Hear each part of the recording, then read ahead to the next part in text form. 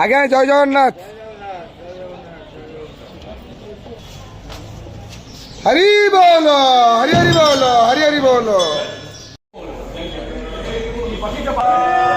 हरि बोलो, हरि हरि बोलो, हरि हरि बोलो।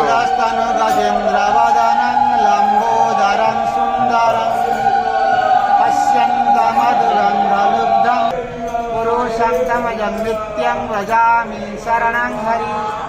शङ्खचक्रं गदाहस्ते द्वारिकानिलयाचिते गोविन्दं पुण्डरीकाक्षं रक्ष मां शरणं व्रज।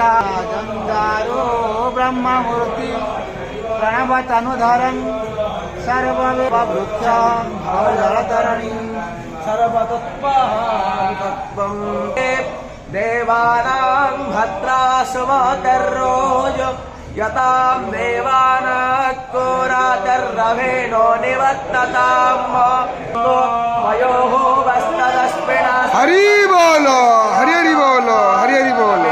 सानं जगतासस्तु सरस्वतीं प्रियं निर्वा अवासे हो महे वयं ओषानो यथा वेदो सामासनवृधे रक्षेतारो प्रायुरोदवधश्वस्तये।